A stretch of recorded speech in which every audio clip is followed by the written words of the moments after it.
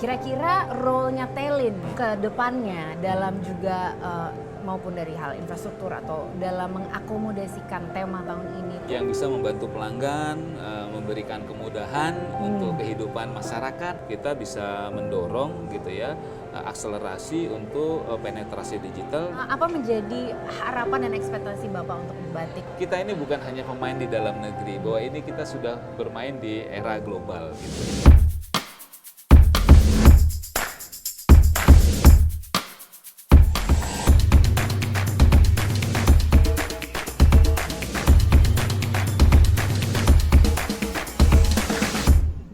Halo Sahabat Telkom, welcome to Talk to Connect, and this is another very important episode where we'll delve deeper into one-on-one with leaders who are present here at Batik 2025.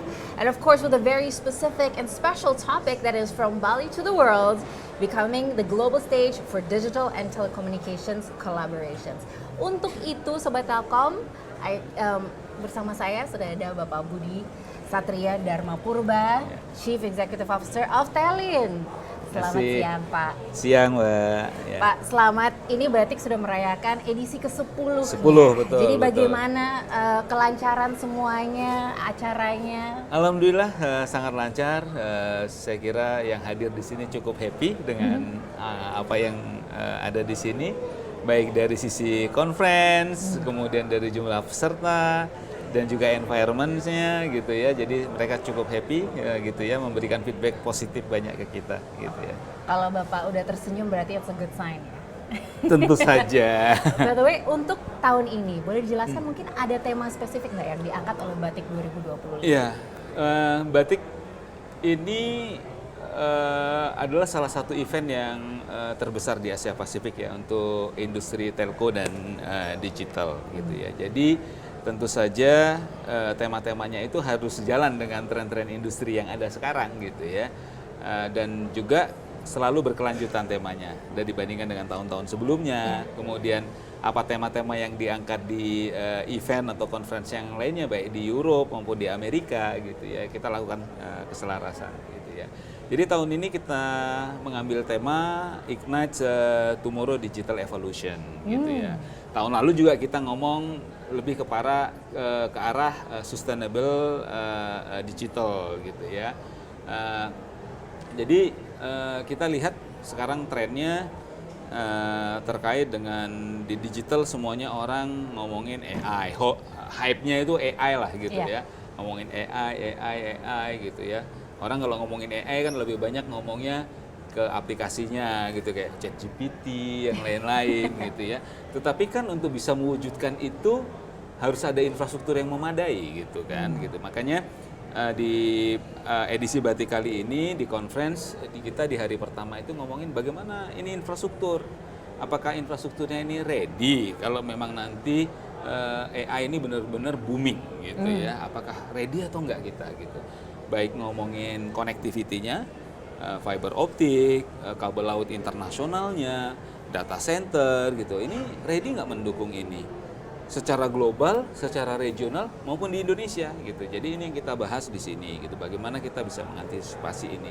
Kemudian baru hari keduanya ngomongin teknologinya seperti apa, bagaimana implementasi atau perkembangan AI saat ini, bagaimana aplikasinya, mungkin di tempat lain seperti apa, dan juga apa aplikasi-aplikasi atau use case yang bisa membantu pelanggan, memberikan kemudahan untuk kehidupan masyarakat dan sebagainya. Itu yang kita bahas di hari kedua. Nah dari segala macam pembicaraan ini kan pasti Bapak sudah mengumpulkan segitu banyak insight nih ya. Betul. Kira-kira role-nya Telin ke depannya dalam juga maupun dari hal infrastruktur atau dalam mengakomodasikan tema tahun ini tuh what do you see happen?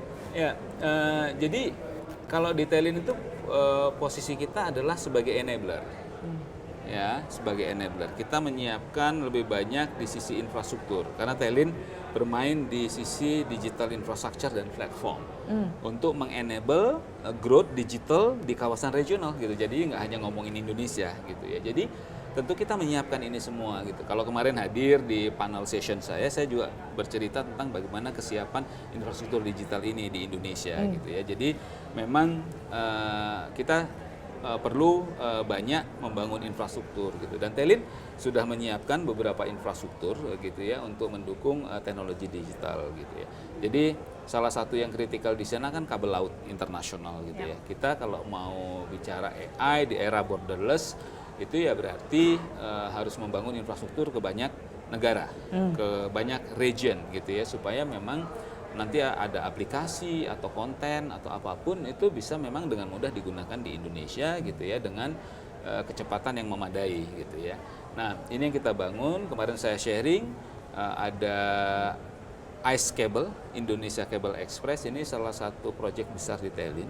Awalnya ada 7 sistem kabel laut internasional yang akan kita bangun, sekarang sudah kita rencanakan kita nambah 5 lagi.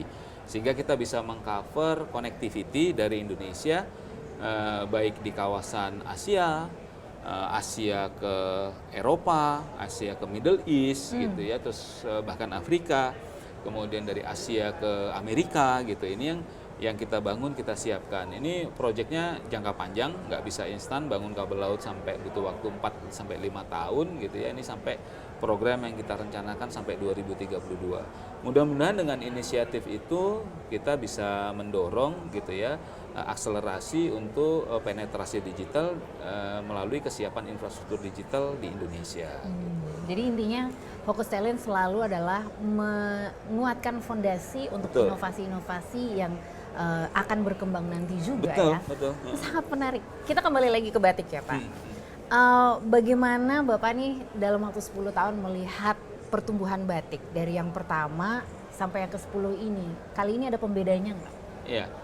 Jadi kalau kita lihat ya, batik ini terus berkembang. Gitu ya. Waktu pertama kali kita menyelenggarakan batik itu, batik yang pertama pesertanya hanya mungkin sekitar 100-an orang. Nah, itu pun lebih banyak kepada partner-partner yang menjadi partner dekat dari Telin ketika berkolaborasi di bisnis internasional. Nah, alhamdulillah tahun ini di batik yang ke-10 peserta yang hadir lebih dari 1.800 peserta. Ada dari 575 perusahaan yang datang ke sini, sekitar 450 diantaranya itu perusahaan global, misalnya perusahaan dari dalam negeri gitu. Jadi ini adalah milestone yang cukup baik gitu. Kalau kita bandingkan dari tahun lalu gitu ya, itu hanya sekitar 1.300 peserta. Ini artinya memang batik ini sudah direcognize secara global gitu. Kalau kita lihat dari jumlah negara dari pesertanya itu sekitar 55 negara gitu. Bahkan ada negara yang sebelumnya nggak hadir kayak Azerbaijan, itu ada peserta yang datang ke sini gitu ya. Jadi ini satu recognition, kita bangga dengan itu gitu ya. Batik memang sudah menjadi kalender event global gitu yang direcognize seluruh dunia, bukan hanya di Indonesia atau Asia. Gitu. Sudah mulai apa ya? Dari semua bibit yang ditanam di batik edisi pertama sudah mulai berbuah ya di tahun ke-10 ini. Nah, bagaimana rasanya Pak? Ya, tadi ada yang belum saya jawab tuh, apa yang beda nih di tahun ini? Silakan. Gitu. Jadi di samping hanya sekedar conference biasanya gitu kan, terus ada pameran tentang teknologi, showcase dari beberapa. Tahun ini itu kita ada tambahan baru, kita kerjasama dengan GLF Global Leader Forum gitu ya. Karena kita tahu bahwa ketika kita berbicara di industri digital, salah satu yang paling kritikal itu ada di talent, di people gitu ya. Apalagi kedepannya ini pasti akan heavy banget gitu ya. Jadi gimana kita menyiapkan talent-talent ini untuk menjadi leader di industri digital kedepannya gitu ya. Jadi kita menyelenggarakan yang namanya bersama GLF Future Tech Leader Summit gitu ya. Jadi ini pesertanya untuk talent-talent di bawah 30 tahun. 30 tahun dari berbagai negara untuk datang ke sini, dari berbagai operator atau perusahaan, termasuk dimanfaatkan juga untuk kita di Indonesia. Di Indonesia tentu dari Telin ada yang hadir, dari Telkom Group ada yang hadir, kita undang juga dari beberapa universitas untuk hadir di sana gitu. Nah, di sesi itu ada sharing, ada mentoring, ada simulasi dari beberapa leader di industri ini yang sudah cukup terkenal gitu ya di global gitu. Kita kerjasama dengan leader yang ada di GLF gitu ya. Jadi Mudah-mudahan ini menjadi salah satu kontribusi dan responsibility kita gitu ya untuk membangun masa depan melalui tech leader yang kita nurture dari sekarang gitu. Nah, di samping itu juga tadi hari ini ada launching dari Center of Excellence AI dari Telkom Group gitu ya. Jadi sekaligus ada di sini kita mengenalkan bahwa kita cukup serius nih terkait dengan penyiapan knowledge, skill, dan juga talent, dan juga leader-leader yang harus kita persiapkan dari sekarang untuk masa depan. Dari sekarang untuk masa depan. Yeah. Nah terakhir mungkin apa menjadi harapan dan ekspektasi Bapak untuk batik, specifically di edisi ke-10 ini? Harapan saya seluruh peserta itu bisa memanfaatkan dengan baik gitu ya. Baik itu untuk keperluan deal bisnis mereka gitu, karena selain conference kita lihat banyak sekali peserta yang melakukan bilateral meeting, business matching dan sebagainya gitu. Kita harapkan mereka bisa tumbuh dan melihat bahwa forum batik ini adalah yang cukup efektif bagi mereka untuk datang dan bisa menjalankan deal bisnis gitu ya. Daripada mereka mendatangi perusahaan-perusahaan ini satu-satu gitu ya di belahan dunia yang lain, ya kenapa nggak datang ke batik, langsung ketemu di sini making deal gitu kan gitu. Dan satu lagi yang paling penting, karena event-event seperti ini jarang sekali di Indonesia. Event-event seperti ini lebih banyak di Eropa, kadang kalau di kawasan kita ya paling di Singapura gitu ya, kadang lebih banyak di Eropa, di Amerika. Nah harusnya ini dimanfaatkan dengan baik untuk perusahaan-perusahaan Indonesia nih. Tadi kan ada 450-an perusahaan global yang datang ke sini gitu ya. Daripada mereka harus pergi ke conference-conference di luar, manfaatkan yang ada di sini gitu kan. Jalin inisiatif networking, kolaborasi selama di event ini gitu, sehingga bisa memanfaatkan dan kita bisa membangun bersama-sama untuk mengakselerasi digital ekonomi di Indonesia gitu kan. Nggak bisa dilakukan oleh Telin sendiri atau Telkom Group sendiri gitu. Ekosistem industri digital itu harus berjalan bersama-sama kalau kita ingin mengakselerasi digital ekonomi gitu. Jadi saya sangat-sangat berharap dari setiap tahun lebih banyak lagi perusahaan-perusahaan Indonesia, baik telekomunikasi, ICT, digital yang bisa bergabung di sini dan memanfaatkan semaksimal mungkin. Karena eventnya ini di negara kita sendiri yang relatif lebih murah dari sisi biaya dan langsung bisa ketemu dengan ratusan perusahaan global gitu. Ada mungkin kata-kata terakhir dari Bapak yang ingin disampaikan kepada Sobat Telkom, apalagi dengan wrap up-nya Batik 2020? Ya, untuk Sobat Telkom sekalian, nah ini juga penting. Ayo berpartisipasi aktif di event-event batik ini gitu ya. Mungkin tidak bisa semua gitu ya, tetapi bisa mengikuti bagaimana perkembangan teknologi yang ada dan juga manfaatkan event-event untuk development. Seperti tadi saya sampaikan ada Future Tech Leader Summit gitu ya. Nanti mungkin nanti bisa ada yang berminat bisa menghubungi kami juga untuk event-event di masa depan gitu. Jadi ayo manfaatkan sepenuhnya. Mudah-mudahan dengan pelaksanaan event batik ini mengangkat brand image nggak hanya Telin tapi Telkom Group bahwa kita ini bukan hanya pemain di dalam negeri, bahwa ini kita sudah bermain di era global gitu ya. Yes. Digital means borderless ya.